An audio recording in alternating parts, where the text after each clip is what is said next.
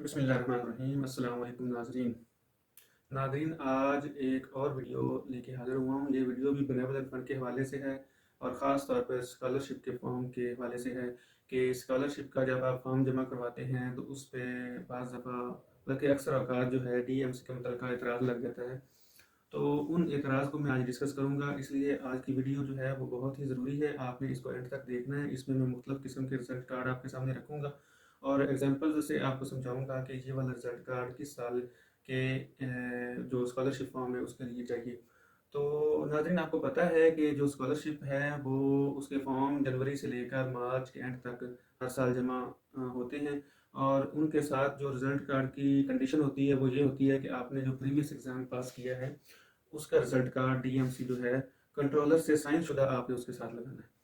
तो बाज़ औक़ात तो ये होता है कि आप लोग रिज़ल्ट कार्ड जो है वो इंटरनेट से निकाल के उस पे कंट्रोलर के साइन नहीं होते, तो वो आप साथ लगा देते हैं, तो उसमें भी एतराज़ लग जाता है क्योंकि उसकी जो ऑथेंटिसिटी है वो नहीं होती, तो इसलिए उसको वो एक्सेप्ट नहीं किया जाता, जिसकी वजह से आपके जो स्कॉलरशिप का फॉर्म है उस पे एतराज़ लग जाता है। अच्छा, उसके बाद जो है ये चीज़ तय करना कि किस साल के स्कॉलरशिप के लिए कौन सा रिज़ल्ट कार्ड चाहिए होता है, इस पे भी काफ़ी सारी कन्फ्यूजन होती है। उस कन्फ्यूजन को दूर करने के लिए मैं आपको आज सारी डिटेल बताऊँगा। जैसा कि अभी 2024 का स्कॉलरशिप के फॉर्म जमा हो रहे हैं, तो इसके साथ मैं आपको मिसाल दूँगा कि इसके साथ आपने कौन-कौन सा रिज़ल्ट कार्ड लगाना है। फ़र्ज़ किया आपने आपके बच्चे का एडमिशन हुआ है फर्स्ट ईयर में एडमिशन हुआ है, तो आपने उसके साथ मैट्रिक का डीएमसी लगाना है, मैट्रिक का रिजल्ट कार्ड लगाना है, मैट्रिक का वो रिजल्ट कार्ड जो उसने 2023 में पास किया। वो लगाएंगे तो और वो कंट्रोलर से साइन शुदा होगा तो इस पे आपका कोई एतराज़ नहीं लगेगा।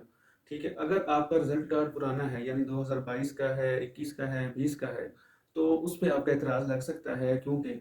अभी 2024 चल रहा है और हो सकता है कि आपने उस रिजल्ट कार्ड को पहले ही यूज़ कर लिया हो, कि हो सकता है आपने 2022 में किसी क्लास में एडमिशन लिया हो और आपने उस वक्त जो है वो रिजल्ट कार्ड लगा के स्कॉलरशिप ले लिया हो और अब जो है आपने क्लास चेंज कर ली हो, आप किसी दूसरी क्लास में एडमिशन ले लिया हो, यानी अपना कोर्स चेंज कर लिया हो, जैसे कि एफएससी में एडमिशन लिया था, अब आईसीएस में ले लिया या एफए में ले लिया, तो आपने वो प्रोग्राम चेंज कर लिया, तो आप फिर दोबारा वही मैट्रिक वाला रिजल्ट कार्ड लगाएंगे तो वो एक्सेप्टेबल नहीं होगा क्योंकि ये जो आपको स्कॉलरशिप मिलता है ये फर्स्ट ईयर का होता है, तो फर्स्ट ईयर का जब एक दफ़ा मिल गया तो दोबारा नहीं मिलेगा। हाँ, अलबत्ता आपने अगर पिछले साल स्कॉलरशिप नहीं लिया, उसकी रीज़न ये हो सकती है कि आपने एडमिशन ना लिया हो, आपका स्टडी गैप आ गया हो, आपने क्लास इम्प्रूव करने की कोशिश की हो, तो उस सूरत में आपने उसके साथ एक अपना एफिडेविट देना है कि जी मैंने 2023 में स्कॉलरशिप नहीं लिया क्योंकि मैंने एडमिशन नहीं लिया था और अब मैंने एडमिशन लिया है फर्स्ट ईयर में, तो अब मैं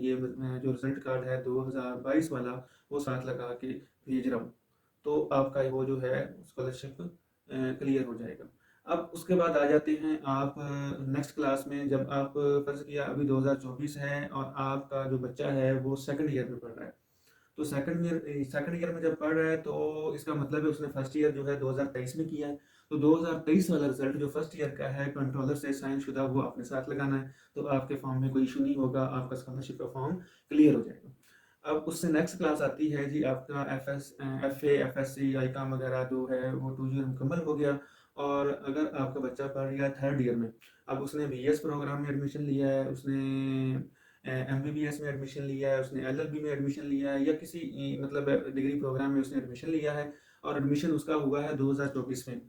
तो आपने 2024 या 2023 के एंड में, तो आपने जो एफएससी उसने या एफए क्लियर किया है 2023 में, तो वो वाला डीएमसी आपने साथ लगाना है, वो भी कंट्रोलर से साइन शुदा होना चाहिए। और दूसरी शर्त भी आपको पता होना चाहिए कि कम से कम आपके बच्चे के 60% मार्क्स होने चाहिए, तो ये आपका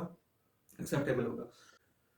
अच्छा जी, उसके बाद आ जाती है आपकी क्लास यानी जब आपका डिग्री प्रोग्राम हम फर्ज कर लेते हैं कि कोई बीएस प्रोग्राम है जो 4 इयर्स का प्रोग्राम है वो आपने स्टार्ट किया है, तो उसके लिए अब 2024 में आपका बच्चा जो है वो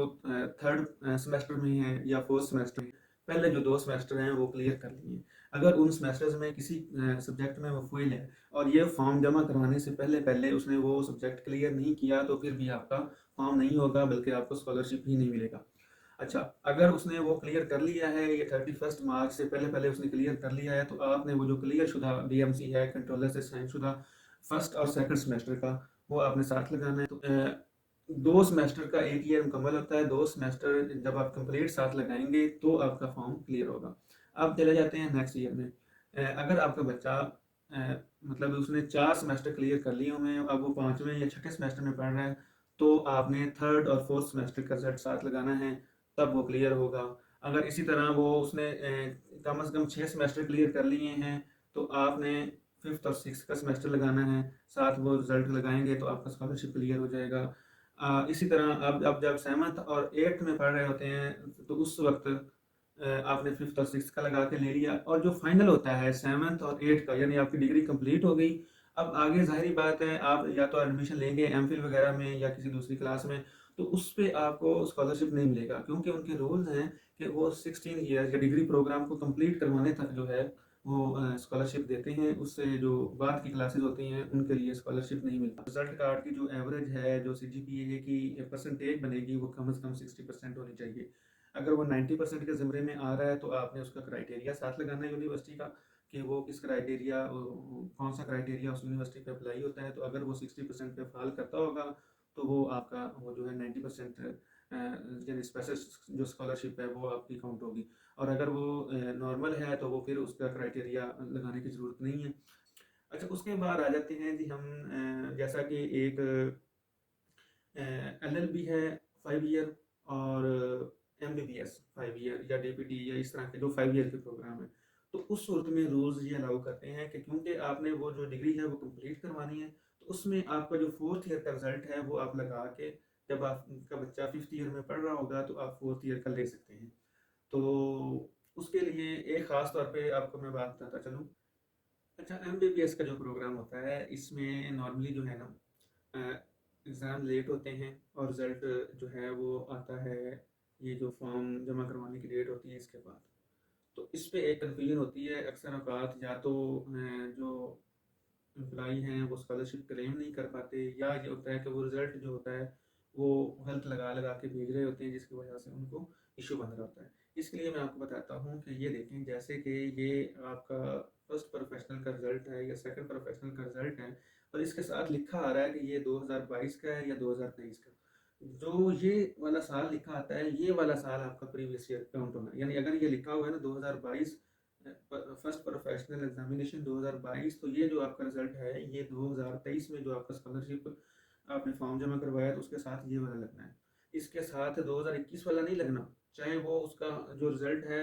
2022 में ही आया है, लेकिन वो वाला इसके साथ नहीं लगेगा। तो इसलिए इस चीज़ को मद्देनजर रखें कि जो प्रोफेशनल एग्जामिनेशन के साथ ये आ रहा है इसको आपने देखना है कि ये 22 है, 23 है, 24 है, जो भी है। या फिर 23 है तो वो 24 वाले फॉर्म के साथ लगेगा, 24 लिखा आएगा तो वो 25 वाले फॉर्म के साथ। आपने रिजल्ट डिक्लेयर का नहीं देखना, या हेल्ड वाला जो है ना वो वाला नहीं देखना, आपने देखना है कि एग्जामिनेशन कौन से ईयर का है। तो ये वाला देख के, और दूसरा जो एग्ज़ाम होते हैं सप्लीमेंट्री में, ख़ास तौर पे MBBS के, वो नॉर्मली जून जुलाई में जाके, तो वो जो क्लोजिंग डेट है इनके फॉर्म जमा करवाने की, यानी 31 मार्च, वो ख़त्म हो चुकी होती है। तो वो जो बाद में एग्ज़ाम हेल्ड हो रहे हैं वो इसके लिए एक्सेप्टेबल नहीं होंगे। यानी आप दूसरे लफ्ज़ों में ये कह सकते हैं कि जो सप्लीमेंट्री में जाके पास किया है उस पर आपको स्कॉलरशिप नहीं मिलेगा। क्लास CA, इसका बहुत इशू बनता है कि इसमें जो है ना जो रिज़ल्ट आता है उसमें सिर्फ पास या फेल लिखा जाता है, उसमें वो नंबर नहीं दिए जाते, ना ही परसेंटेज दी जाती है। इसको भी वो स्कॉलरशिप के लिए एक्सेप्ट नहीं करते, क्योंकि